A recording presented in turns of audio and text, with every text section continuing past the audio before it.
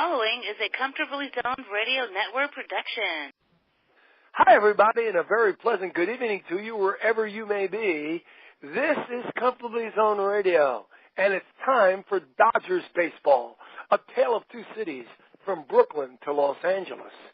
My name is Peter Trunk, and my partners are Ronnie Rabinovitz and Robert Cole. Ronnie, how you doing? Good. How are you, Peter? I'm doing well.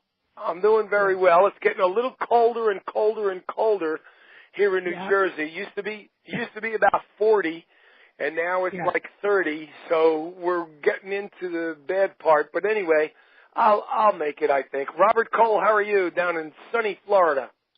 Well, a little chilly. I actually had to turn the heat on last night, Peter. You know, I mean, it gets under 50, we start to freeze down here. Yeah, well, go to hell. I wish we would get down to the 50s here now, but okay. I get it. You're breaking our balls, and that's good. That's very good. It's good to have you with us. And tonight we have a special guest. He's not unknown. That's for damn sure. We have a Super Dodger fan that has been a friend to the show. Oh, God, for all these so many years, Mr. Bernie Rose. Bernie Rose also from Florida. How you doing, Bernie? Real well. Happy to be here with you guys. Okay, cool. Now, Bernie, if you guys don't know, you other guys don't know or are aware that Bernie is an active musician who plays in a couple of groups, and one of them, Forever Eric, an Eric Clapton band. Are you presently appearing anywhere, Bernie? Oh, we have a blues festival coming up a little north of Tampa, the Pasco County Blues Festival. We're going to headline Saturday night, February 9th, on the west coast of Florida, near Land O'Lakes. Yeah. Cool. Let me ask you a question. I've watched a few of your, I'm sorry to say not every one of them, but I've watched a few of your videos of Forever Eric, and few and far between I see you as lead singer.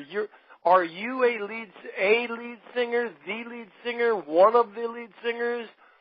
What is Yeah, I sing some, but I'm not the clapping guy. The clapping guy is a guitar player, and a fella named Ed Willie is the he put the band together, and he does the clapping thing.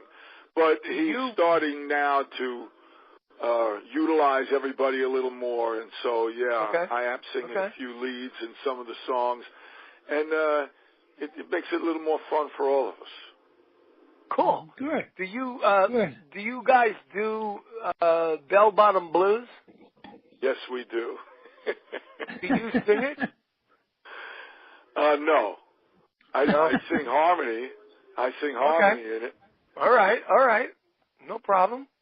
That's the reason I say that is although I love about 100 Eric Clapton songs, that's one of my favorites. It just, I don't know why. It's just when I first heard it, it struck a chord. No pun intended. It struck a chord in me. I'm an old Rolling Stones band singer.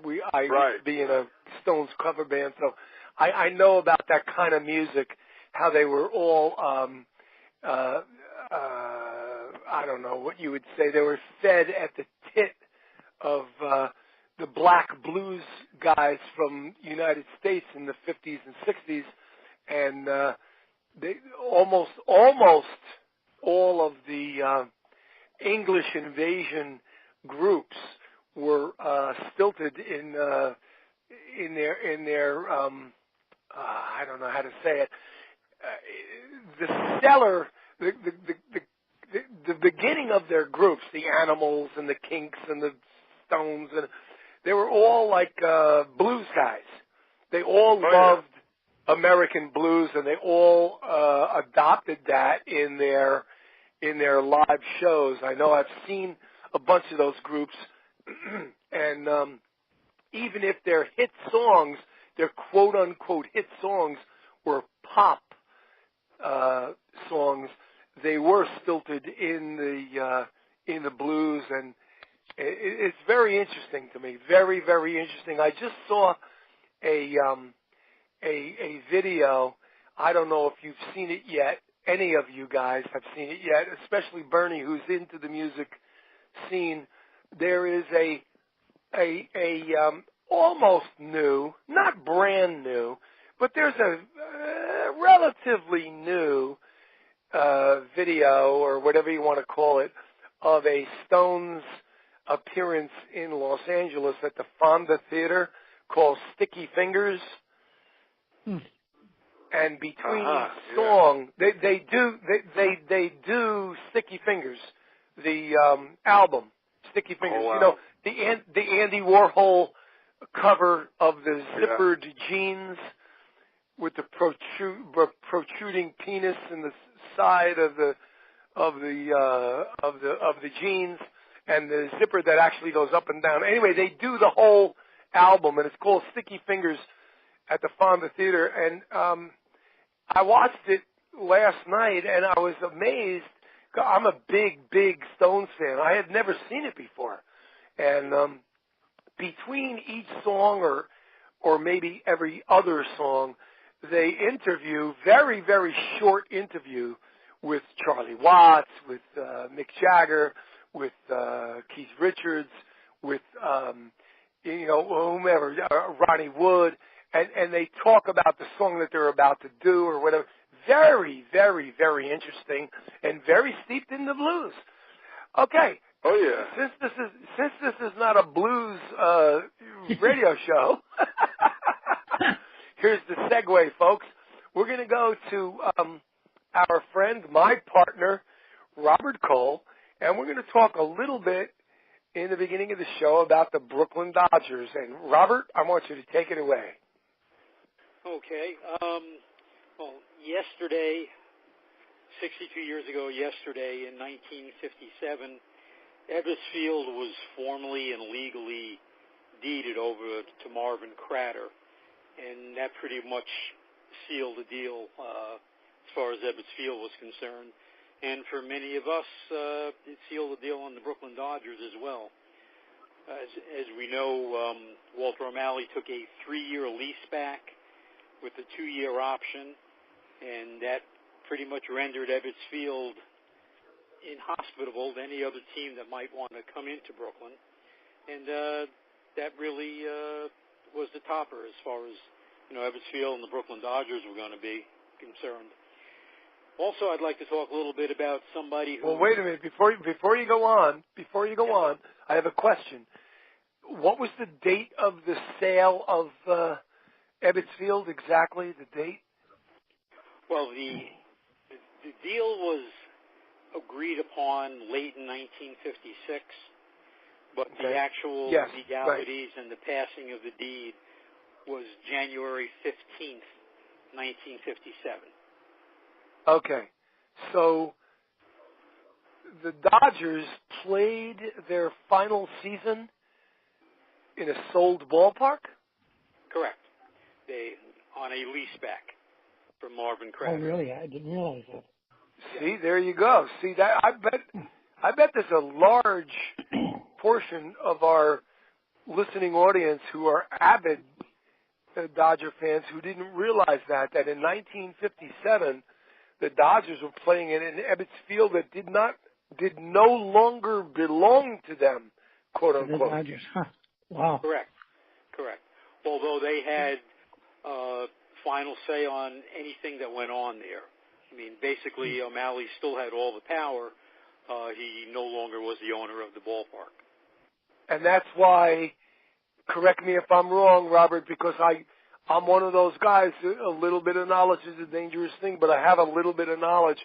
Is that the reason why when the Cincinnati Redlegs made overtures that they would move to Brooklyn, that's why they couldn't move, because of O'Malley still having the rights to Brooklyn?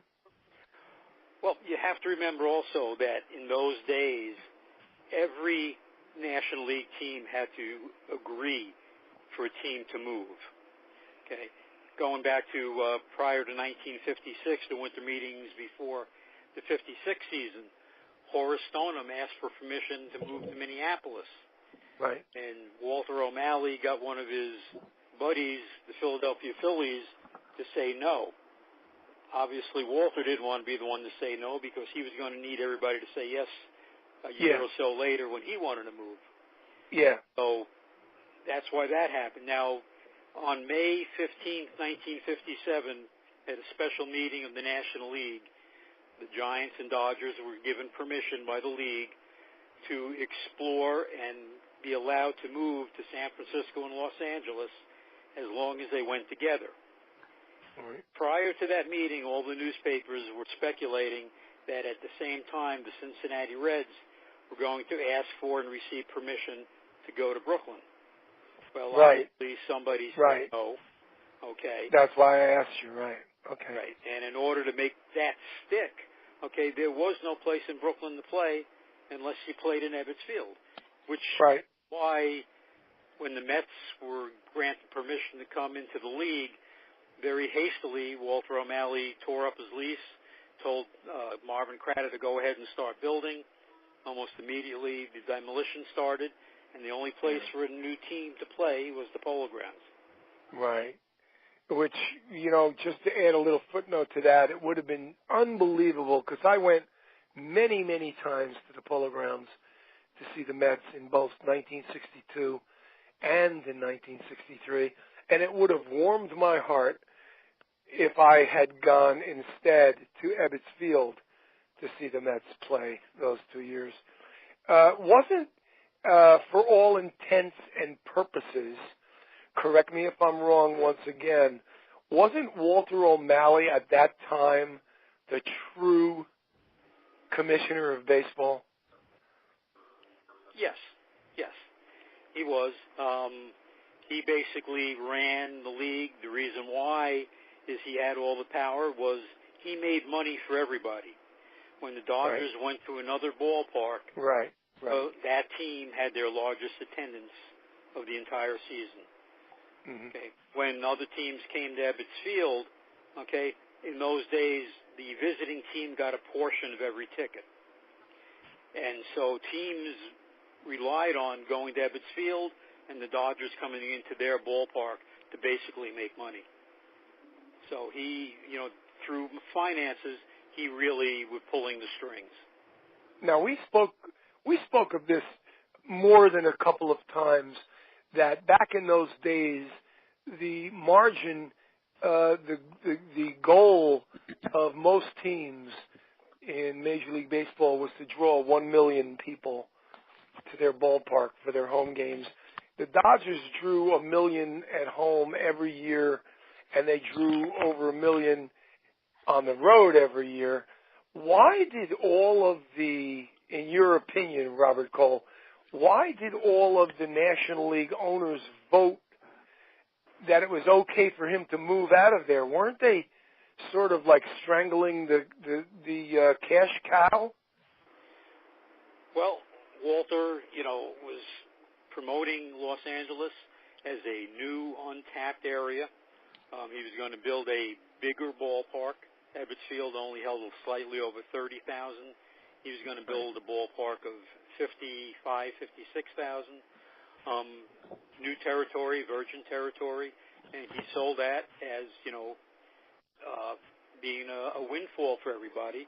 Plus, what he secretly did was make a deal with the New York Yankees, Del Webb and Dan Topping, that as long as he had any power to do so, he would keep vetoing any National League team from going into New York, which would give the Yankees sole possession of New York.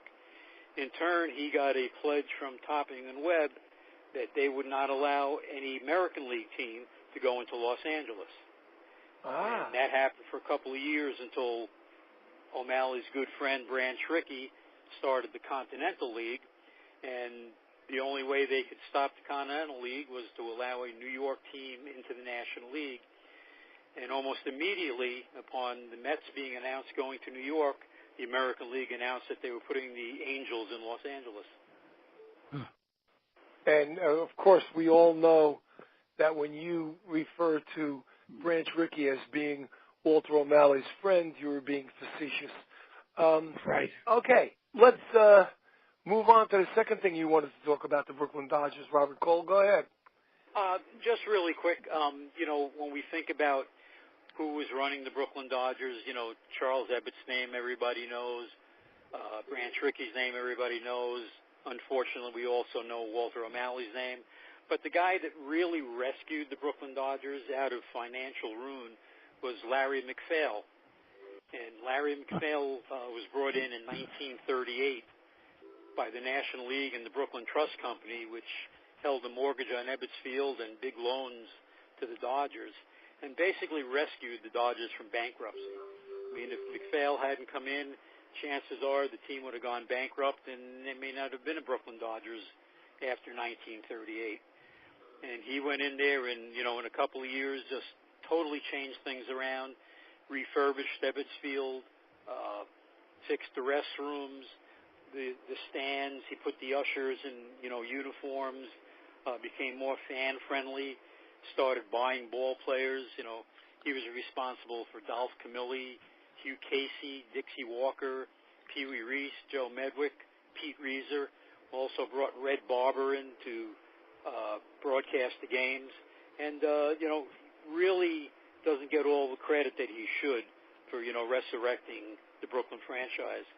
Branch Rickey gets it. Branch Rickey did a lot. Walter O'Malley, okay.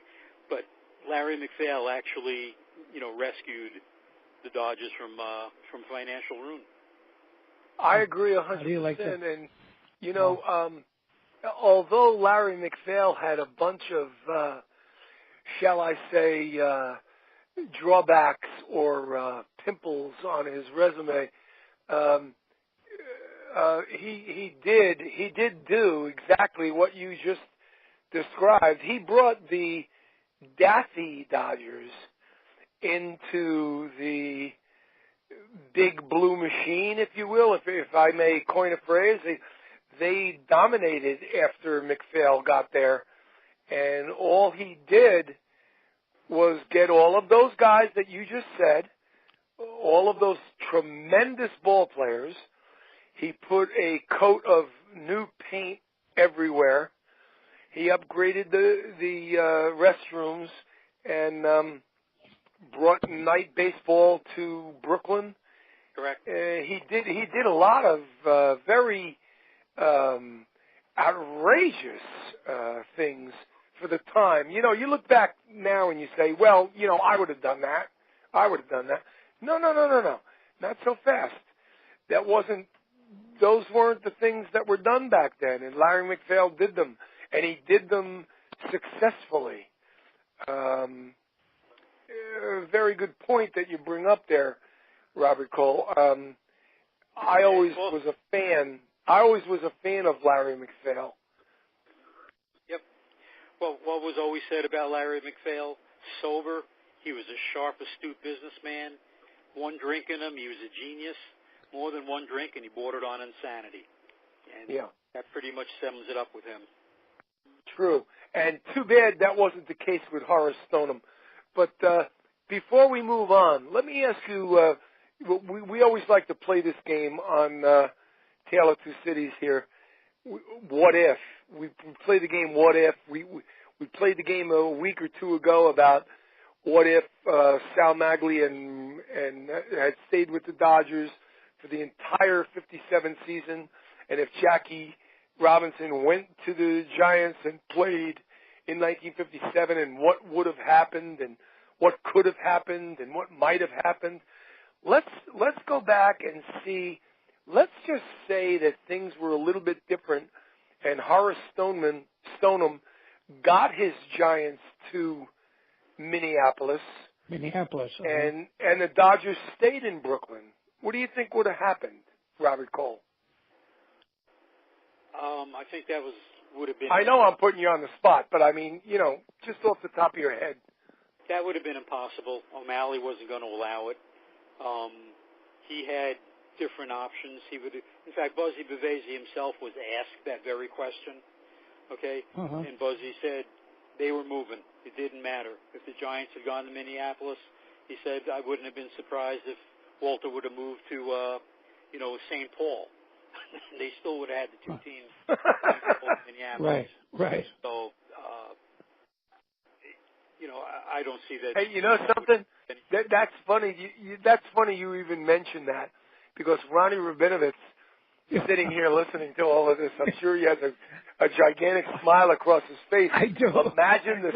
Imagine the St. Paul Dodgers and the Minnesota Giants. Minneapolis Giants. Imagine that. Right in your backyard. Oh my God, I loved it. As a teenager. I would have loved it. You would have gone crazy. You would have gone to every game. I think I'd Minneapolis a lot sooner. Yeah. Your father would have gone broke buying all the box seats. Right, exactly. Unbelievable. That is funny. That's funny. They were the AAA franchise. Yeah, sure. St. Paul Saints. Yeah, St. Paul Saints. Minneapolis Millers. Right. And the Minneapolis Millers were the Giants, right. Willie Mays played there. And in St. Paul, of course, the greatest, in my opinion, to play at St. Paul was Roy Campanella. I loved him. Roy Campanella. I loved him so much. I went to a St. Paul Saints game one day where they had, it was Roy Campanella Day, honoring Roy Campanella. It was wonderful. I was part of it. It was terrific. What do you mean you were part of it? Well, I was part of the ceremony. They had a ceremony at St. Paul. Yeah, come on, expound upon that. Tell us what it was. Honoring Roy Campanella on Roy Campanella Day. Right. There was a fellow by the name of Bob Kendrick, who was the president of the Negro Baseball League in Kansas City. Okay. He was there. Didn't we have him on our show? Didn't we have him on our show, Ronnie? Yeah, we had him on our show. Absolutely. We had him on our show. Okay, I remember. Go ahead. Yeah. And there, I have a big poster of Roy Campanella, a big picture, and it was Roy Campanella Day. Yeah, it was fun. They honored him.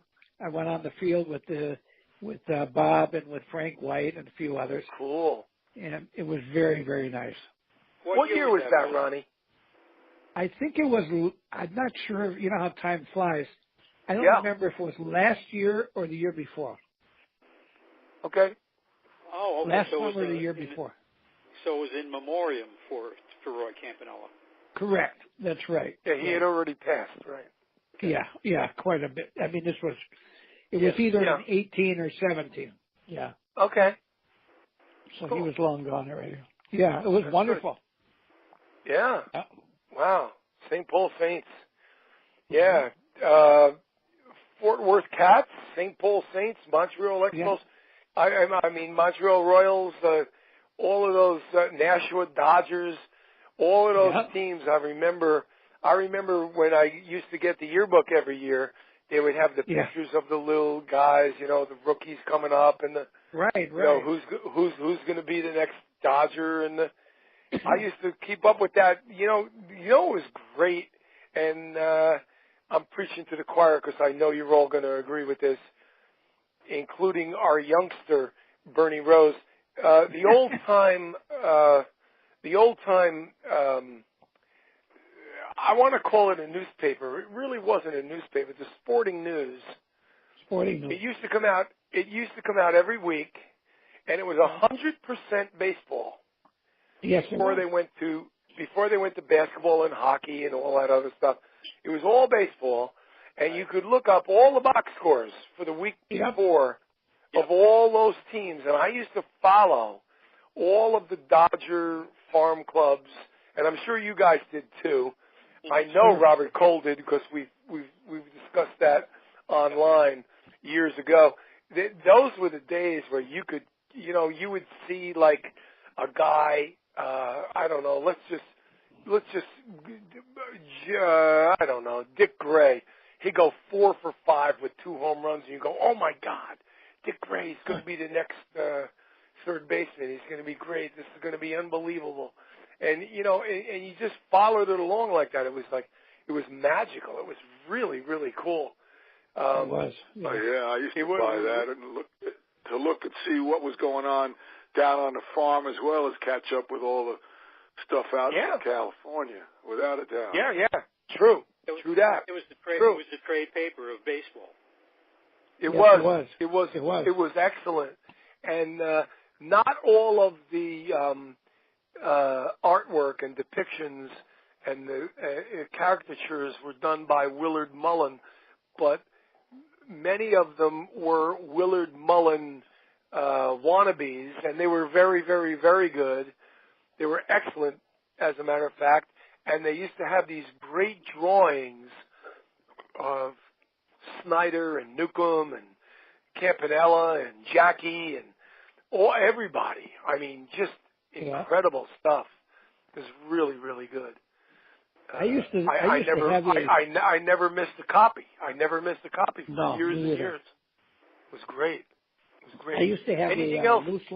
loose leaf binder, a Dodger book every year. And Okay. I have each player on the major league team, and I would get the box scores. And of course, sometimes you couldn't get them in the paper, so I'd have to wait for my sporting news to fill in. Yeah.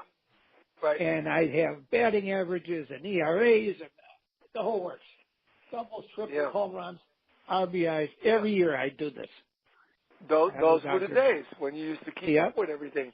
You know, I used to watch a game with my friends or whatever on TV, and I'd say, some guy would come up for the Braves or the Reds or the Pirates or whatever, and I would say, this guy leads the league in doubles? And they'd look at me like, how the hell do you know that? It was because of the sporting news. Right. You know? Of course. So, I knew all of that stuff. And I always said, my interests were like very strange. When I was growing up, it was Brooklyn Dodgers. And in '58, even though they moved, I followed all of that. And I learned how to do slugging percentage and on-base percentage and all that stuff.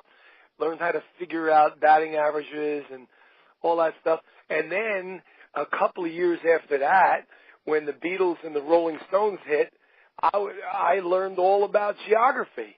The Stones would appear in something here and this is here and that, and I'd look it up and it would be like they were in Wales or they were in wherever, and I learned geography that way. And it's crazy. My interest actually educated me to a certain degree, although I'm sure there are people that would argue that, my teachers perhaps. But, okay, are we done with Brooklyn? Are we going to go to L.A. now or what? Talking about geography, we need to move to L.A. Okay. Move to L.A. Let's fly 3,200 miles west and talk to a fellow who is in our time zone, or at least Robert's and my time zone. Here he lives in Florida, but an ex-Brooklyn Dodger himself, fan that is, and that's Bernie Rose. Bernie, tell us about this wonderful, wonderful off-season the Los Angeles Dodgers have had so far. It's pretty wild, isn't it? Still waiting for the big, moment. Yeah. You kind of feel like something still has to happen, but, I don't know who they want here in Miami, but once I came to grips with the fact that they're probably not going to get a real big name, I was kind of hoping they'd get Real Muto from the Marlins, but I guess they still want too much, so that's not going to happen. And I don't know what's going on with this Corey Kluber thing. There's so much talk that's still going on. But, that was a mind blower. Puig and Kemp and Wood. And Wood. and are all gone, along with Farmer. Yeah. Yep. And Russell Martin is back. Yeah, that's our savior. Well, I sense a little. I won't even say sarcasm. No, I wasn't even going to use that. That was too obvious. Not happy, huh, Ron? No, not happy. I understand that the White Sox offered Machado today $175 million for 7 years, and he's balking at that. And I don't know what he's going to get. Apparently, he's being lowballed. I don't know if it's because of some of his favorite remarks of Peters from last postseason. Yeah, remember when I was? That way. Yeah, I was. Hustle's not my middle name. Yeah, when I had all of those quotes from him about being he's not exactly a hustle. Yes, you did. Hustle kind of guy. Yeah. Go ahead. Well, what's the outfield going to be now? Verdugo and Peterson and Bellinger, or Bellinger. Knowles? I mean, what's the outfield? Freese isn't going to start at first base. Bellinger in center. It just seems like it hasn't been completed. Whatever it is that they wanted to do. I was disappointed last season, if you recall, that they really did nothing during the off season. They went back to lose the World Series again. So it didn't end quite the way we wanted it to, but 2 World Series in a row after not being there for basically 30 years, I suppose, isn't so bad. However, let me ask you a question. I'm reading a lot about the Dodgers being more concerned with the salary cap, with the luxury tax, than they are about building the team. What do you hear about that? Well, I agree. Go ahead. You think so, Ron? I agree, yeah. I don't know. All of a sudden, I thought, boy, oh boy, when they get rid of Kemp and Puig and those guys, is going to free up a lot of money, and here comes Harper. Well, it didn't happen. I don't know. If it's nobody wants to working. give him a 10-year contract. Nobody's going to give him a 10-year contract. Machado wanted a 10-year contract, too, and nobody's going to give him that. Those days are over. Yeah. Pujols, was he the last one? Yeah, I think got that big 10-year deal or something? Yeah. Nobody's going to do it. that today. No, I don't see that happening either. But Machado was looking for... Stanton got a big one, but he was younger. Yeah. Machado was looking for $300 million, and they offered him $175. So for 7 years. So I've been Bernie Rose. I have been on record as complaining as much as you, or maybe more than you, about the salaries and the ridiculous amounts given to these guys and what have you. Sometimes generally, sometimes specifically. But I will say this. This year, it seems like there is, now hold on to your seats. I think there's collusion with the owners. You think? How can, let me just finish my thought here. How can there be only 2 teams involved with both Machado and with Harper, although those 2 teams are different? Only 2 teams out of 30 teams, 31 teams. There's something fishy here. And who leaked? I want to know who leaked the 170-something million for 7 years. Was it Machado's team leak that, or did the owners leak that? Yeah. There's something smells a little fishy. Supposedly it came from Bob Nightingale. There's a lot of baseball teams that are making a lot of money. And yes, they are. There's only a few that aren't making a lot of money. There's at least 10 or 12 teams that have a lot of money. And you mean to tell me that they're not in on this deal? They're not sniffing around? They're not making offers? I really do believe, now I'm jumping over the fence, away from the players to the owners, or vice versa, and I'm saying I believe that there might be a semi-collusion type of deal going on. Mm-hmm. I don't see how no one else is interested in Manny Machado and or Bryce Harper, but two teams each. It's kind of hard to believe. And then making that low ball $175 million offer? I mean, come on, Hosmer got more than that. Right. Well, I really don't know what's going on here, and it could very well be, but it's going to be awful hard to prove anything.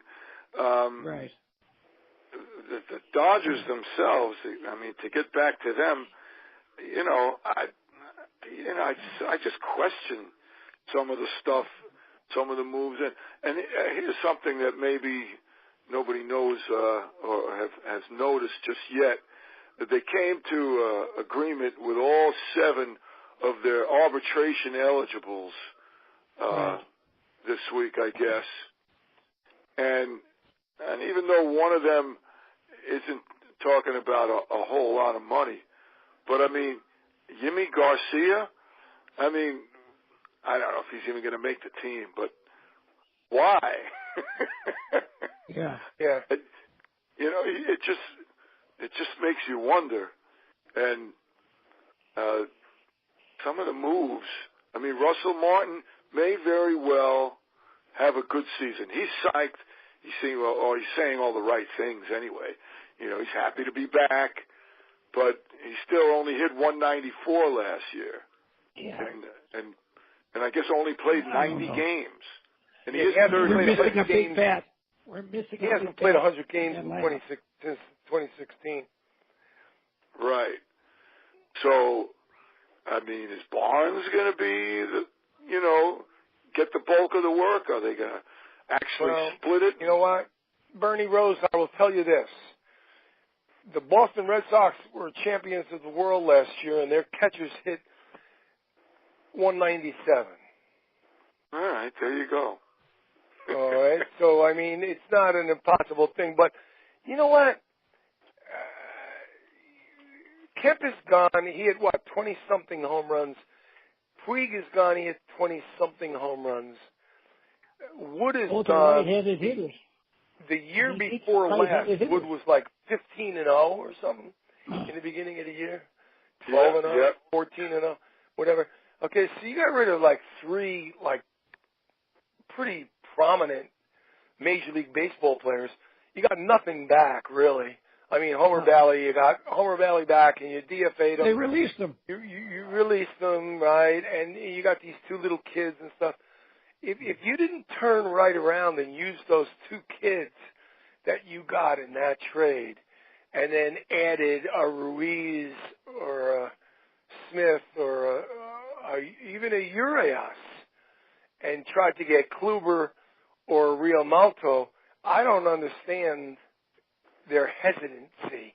In last week's show, you weren't here, Bernie Rose, but last week's show, I could not believe my ears and eyes that I saw that Las Vegas has the Dodgers favored to win the World Series. I mean, right behind the Red Sox. Red Sox are 6-1. The Dodgers are 7-1, tied with the Yankees to win the World Series. How can they be favorites to win the World Series when they just lost like 45 home runs and like they don't really have anything really planned? Like Muncy is not a second baseman. Freese cannot play every game. They have no catcher. They didn't do anything with the pitching staff. We don't know if Jansen is going to be Jansen. We don't know if Kershaw is going to be Kershaw. We do know that every year that ticks by, Justin Turner gets a year older. We don't know if Seager is going to have his arm back at full strength. We don't know anything about the Los Angeles Dodgers, and yet Las Vegas makes them the odds-on favorite in the National League to win the World Series or to be in the World Series. That's crazy to me. What are your thoughts on that? It was surprising. Well, part of the reason is it's like they play in the AFC East. Just kidding. I know I know you have a partiality towards New England. You know, New England. I actually don't. I don't want to say anything bad about the Patriots on this show, but I get it. Every year, it's a cakewalk into the playoffs because the other teams in that division are so pathetic. Yeah. And I hadn't really thought about that until this week. And when I saw that stat that you just spoke about, and I read an article, and I realized that this year, those other teams in the National League West just might be pathetic. Because Arizona lost their best hitter. So what's that going to do for them? Right. And nobody else got any better in the National League West. So they just might win their 7th division in a row. And then that only gets them. But Bernie, that only gets them out of the National League West. It doesn't get them to the World Series.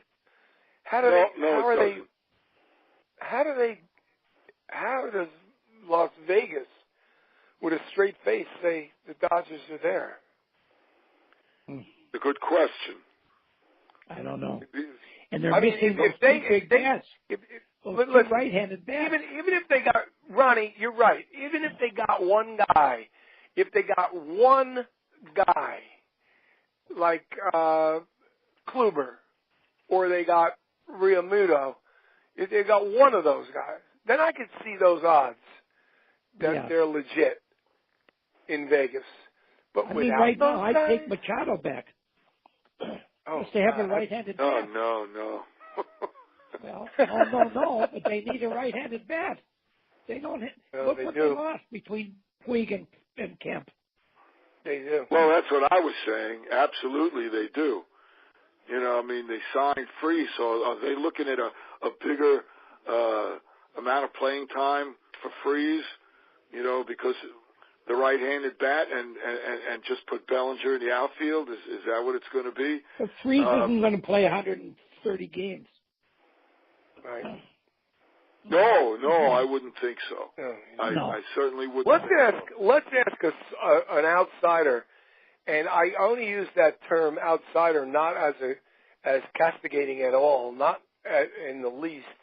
But I know that Robert Cole is not a fan of, nor does he follow the Los Angeles Dodgers to an extent that we do. But let me ask a fresh voice. Robert Cole, what do you think? I'm still waiting for the other shoe to drop. I absolutely have to think that something's going to happen. Bryce Harper says that he wants to be in Los Angeles. He hasn't signed yet. So I still think something big is going to happen. I still think they're going to make one big move. I know, Peter, you'd love to see Corey Kluber there, but the Dodgers aren't deep enough to give Cleveland what Cleveland's asking for. Mm-hmm. I know you'd like to see Realmuto there, but the Dodgers aren't deep enough to give the Marlins what they're asking for right now. Well, actually, they're deep enough, but it would be silly to move the people that they're being asked for. Well, they're looking for Bellinger and a couple top right. prospects. They're looking for too much. Right. Too much. Point is well taken, Robert. But the thing is about your collusion statement is it gives it some teeth because if you would have told me we'd be approaching February, I mean, and what happens in February? Everybody reports to spring training already. Yeah. I mean, it's 4 weeks away, and these guys aren't signed. And they don't even seem to be sniffing a signature. It's a little shocking. Is Harper a right-handed stunning, bat? Really. Go ahead, Ronnie. Is Harper a right-handed bat? No. He's another lefty. I thought he was left-handed. He's a lefty. I mean, how many lefties do they need? They need right-handed hitting. They don't have anybody. Absolutely. They do. So I don't know what the future holds here. Here's an interesting one for you, Peter. They reached agreement with Baez, Pedro Baez, $2.1 million. Right. Now, well, Peter, if you want me to react to that, I will. Pedro Baez always threw 97, 98 miles an hour. He used to come into the games and throw Sunoco 260, 93 octane gasoline on all of the rallies. He would always give up a home run. He would give up a double. He would never, if he came in with men on base, they would always score. And then all of a sudden, something happened. And I don't know if he started not using as much time between his pitches, and he wasn't the human rain delay, taking too much time. All of a sudden, he started becoming more effective. He started getting people out. He started striking people out. He started turning his numbers around. And in doing that, he made me a believer from midway to the end of the last season. I was a believer. I never was a believer before that for two and a half years. Oh, me either. I was right there with you. Thought he was a bum. Thought the guy was a bum. But all of a sudden, he turned it around. And you know what? Yeah. This is the strange thing about relievers. Remember the little skinny guy, Romo? Sure. The little skinny guy, Romo, used to be the San Francisco Giants. He pitched very, very effectively for the Giants for quite a while.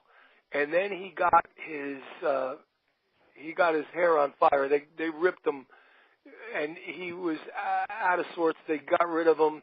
The Dodgers picked him up. He was very, very decent for a while, and then he started getting ripped again. And the point I'm trying to make is that there are relievers, and I'm a Mets fan too. I follow the Mets, and sometimes you see their relievers. I do anyway. I watch the relievers and I go, wow, this guy's really, really good. And then another guy will come in for a couple of times and I go, wow, this guy's good too. Then all of a sudden they start getting ripped. They start getting whacked. And what happened? Like, I don't understand it. And it seems to me that you can't really, unless he's a closer, you can't really rely on relief pitchers being consistent. I don't know why that is. I know baseball. I know a lot about baseball. That eludes me to this day. I don't understand how relief pitchers can be so effective and then be so the opposite for quite a while, too. And it never ceases to amaze me about these guys. Except for closers. Peter? The elite closers are consistent. That's it. What, was that Ronnie? It could be, yeah. It could be, sometimes these guys don't say that they have a problem, physical problem, and they want to go out and pitch anyhow. And sometimes what they'll do is they will adjust something just so whatever injury or pain they're having doesn't happen, and that screws up their throwing. Yeah, their delivery. I think that happens. Yeah, right. It happens with position players. That also happens with position players, as we saw with Dozier last year. When Dozier came to the Dodgers, I said, "Wow, what a great deal!" The guy hit 35 home runs a year for 4 straight years. He comes to the Dodgers, he hits like 7 or 8. And then you find out he's got a bum knee. He's got a knee that can't even be fixed. It's like a Pedroia, a Dustin Pedroia knee. It's gone. Yeah. And, you're right. Ronnie, a lot of times when really good play, remember when Verlander was getting lit up in Detroit? He was getting lit up, and the fans were booing him and everything, and the Tigers got rid of him, and he went to Houston, and he became, Robin Roberts, or he became Greg Maddux. The guy, he's untouchable all of a sudden. That has to do with the physical ailment. I agree 100% with Ronnie Rabinovitz. A lot of times these guys, they won't admit it. They won't say, you know what, I can't do it anymore. I got to have some time off. I got to go home. I got to do this. I got to do that. I need an operation, or they just pitch through it, or they play through it, and it hurts them. And it hurts their, it does. It hurts the fans, because fans go, wait a minute, I thought this guy was good. This guy stinks. It's weird. And it happens a lot with relief pitchers. Yeah. You don't have to, with a pitcher, you don't have to do much of a change to get yourself off.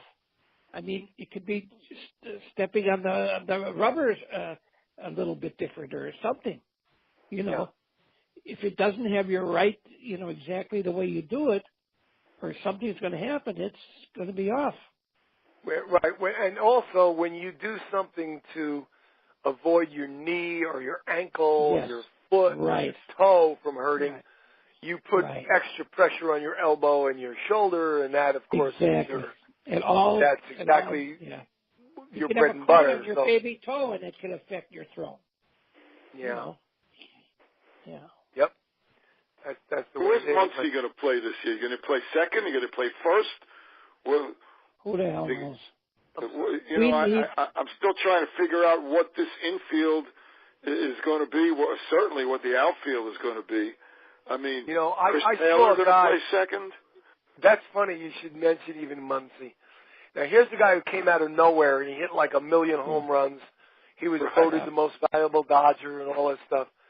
Now, to look at the guy, you figure, well, what does this guy do? Does he sell insurance? Does he pump gas? He doesn't even look like a ball player. But you know what? No. He's got that nice swing, and he hit all those home runs and everything, and he had really great stats and everything. But if you remember, not long ago, there was a guy named Chris Taylor that did that for the Dodgers. Yeah. And then the next year he fell from grace. It was a nice way to put it. He went from 100 to 20. And I have a feeling that Muncy could do the same thing, although I have read in Dodger blogs with people like Howard Cole who know what they're talking about, predicting that Muncy will lead the team in home runs again this year and do all kinds of great stuff. So, well, Chris Taylor had a nice year that year, but he hit 30 plus. I mean, this guy came out of nowhere and hit 30 plus. I mean, that's usually you don't do that, unless you're pumped up on something out of the blue. You're not usually a 30 home run hitter if you're not a 30 home run hitter. So that. It still remains to be seen. He needs to do it again, and they will need him to do it again for sure. With Puig and Kemp gone, the Dodgers will need him to do that again. Exactly. They're going to need Hernandez to hit over 220 because they also came to agreement with him, and he hit about 24 or so, and he was not even a starter. And so Taylor's back and Peterson's back. I don't know if Peterson, I guess, is going to be the left fielder. But Peterson, Taylor, and Hernandez, they've got to step it up. They're three of the biggest reasons why they were the worst team in baseball with runners in scoring position and 2 outs. Because they were the worst. If you look at that outfield, Bernie, you've got Peterson in left, Bellinger in center, and Verdugo in right. That's 3 left-handed hitters. Right. And your next option is Tolles, who's a left-hander. And then you've got Seager, who's a left-handed. He's a left-handed batter. Oh yeah. And the guy that everybody and the guy that everybody's praying for, Harper, is also a lefty. So yeah, right. They don't have any right-handed bats. They don't have any. It's just Turner and Freese. That's it. And Hernandez. Taylor. But Taylor and Hernandez. But are they going to start? I don't think anybody wants that. What do you hear about A.J. Pollock? Nothing lately. Anybody else? Lately, nothing. No, nothing. I didn't hear a thing. That's why I asked you guys. That would be a good pickup. I mean, there were solid right-handed hitter, play center field, whatever, play over 100 games for sure. There was early rumors I don't know. about that. Right now, there's too many left-handed hitters in the outfield. That's right. There's no catcher. There's no real place for Muncy to play. And he's a left-handed They did not add Kluber. And Jansen, we don't know what's going to be with his heart. It's just, there's too many holes. It almost seems like they're waiting for next year to go after Arenado, which is what I keep hearing. Yeah, well, and I don't know, what do you do, move Turner to first? And then... Well, Turner will be gone by then. I mean, gone as we know him. Turner will be finished by then. You got one more year? That's it? I think so. I mean, top-notch, top-level. Well, unfortunately, the injuries took a lot of toll on him last year. Sure. But he lost a lot of his power. I want to see the Turner from the couple of years before. Hopefully. You got to bring Machado back, I'm telling you. You need a right-handed bat. Get on the phone, man. Get on the phone with Arthur Friedman. Yeah. Come on, Ronnie. You got people in L.A. Yeah, if he did anything near what they wanted him to do, they would have won the World Series. Hey, Peter, I'm going to duck out. I don't know. Okay. He did nothing. Thank you, Robert. Robert, thanks. Okay, see you guys next week. Okay, Robert. Okay, bye-bye. All right, Robert ducked out. No problem. We'll go on for a little bit here. It doesn't seem to me that, and you know what? We all agree that it's early. It's late, but it's early. The old Yogi Berra thing. It gets late early here. It is the middle of January, and yes, in 4 short weeks they will be in spring training. However, the Dodgers need more than one. I don't see where these people. I look at these Dodger pages, Facebook pages, blogs, and people are either saying they're fine the way they are. They need one more. They need one more player. I don't know if they need one more player. I think they're not fine the way they are, and they need more than one more player. They need, and you're going to have to give up too much. I know, but they need Kluber and they need Real Muto, or they're not going to go to the World Series again.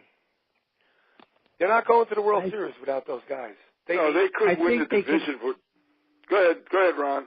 No, go ahead, Bert. I think they could get along without Kluber, and their pitching would be okay. But they need hitting. They need a right-handed bat. All right, let me put it. One more thing before we hang up the phone. Do you think they could open the season the way they are, and then start looking at a trade deadline addition? Like a Kluber? About that, but then it's like the middle of July or something. But by that time, that's possible. 30 games out. Well, I don't know about that. You know the division they're in. Wait a minute now. Let's not get crazy. Look at the division they're in. Exactly. The division they're in, they're going to be in the hunt. Yeah. So if they're not in first place, if they're within striking distance, less than 5-6 games out, July 30th, they can make that monumental move, or moves, plural. They might bring in a Kluber or a Bauer, Trevor Bauer, and or a Real Muto, whatever. But it's a shame. This kid, they're so high on this catcher, Ruiz. Yeah. Yeah, in the minor leagues, but it seems as if he's only like 19 or 19 and a half years old. They can't really rely on him. Isn't there another one bring too? Him up. There's two catchers. Yeah, they have a kid named Smith too. Yeah. Smith, yeah, right. Too early for those guys is I guess the word. So that's why they did what they did. I mean, I'm thrilled Grandal is gone, but you may be right about at least the World Series in a sense. I don't know how much Goldschmidt's going to help St. Louis, but it's certainly not going to hurt. Well, you know what? You just mentioned Grandal, and we all agree that Grandal was negative. We didn't like him that much. Right. But now, if you team him with Kemp and Puig and Grandal, you're missing 70 home runs. It's a lot of home runs. Who's going to hit those 70 home runs? There's no guarantee Verdugo's going to pick. Yeah, I know. Verdugo. We don't know about Verdugo. All I know about Verdugo is that he walks around like he's Duke Snyder, and he's got like gold chains all over his throat and neck and everything. Like he's been there for 8 years, like he's been there for 6 or 8 years, and he's won a batting title, and he's won a home run title, and he's won an MVP award or whatever. I don't see too much with Verdugo. Now watch, he'll break out and be the next. I hope he is. Bryce Harper. I hope he does, but I mean, he is, but I don't. He doesn't show me that much. No, me either. I'm sure they're thinking a healthy Seager, a healthy Turner for the whole season. Can't guarantee a healthy Seager either. No, there's no guarantees. This season is very up in the air right now, and the Vegas listing is that's crazy, almost very up in the air. Yeah, it is. When you take a Puig and a Verdugo side by side, like I'd take Puig any day. Right now, yeah, sure, yeah. Well, right now, yeah. I'm surprised they let Puig go for nothing. I couldn't believe they couldn't get more for Puig. But you know what? Me neither. But the thing is, when they made that trade, I said, "Oh, cool! They freed up money. They freed up the money to get Harper and Kluber, and they didn't. They just freed up the money. They didn't get anybody. Right. No, they stuck it in their pockets. Exactly. There you go. Yeah. And the Dodger dog will be $10 instead of $11. That's right. Come on, man. There's something drastically wrong here. Yeah, there's something very fishy. We'll see. Get it. Something's gonna happen. Something will happen. Well, I'll tell you what. You got to make me a promise on the air, Bernie Rose. If and when that something big happens, you're going to come back on the show and discuss it with us. Absolutely. Great. You got it. There you go. Okay. So let's wrap it up. Thank you very much for your participation. We loved it. Our good friend Bernie Rose was on tonight and contributed immensely. Our good friend and partner Robert Cole, who left a little early, definitely helped out on another great show. And my buddy and partner Ronnie Rabinovitz. Ronnie, thank you so much. My name is Peter Trunk. Okay, and we're about to say goodnight. I want to thank both of you gentlemen for a great show. Thank you very much. Good night, gentlemen. Great to be back. Good night, guys. Okay, great to have you. Bye-bye. Bye. The proceeding was a Comfortably Zoned Radio Network production. Thank you for listening.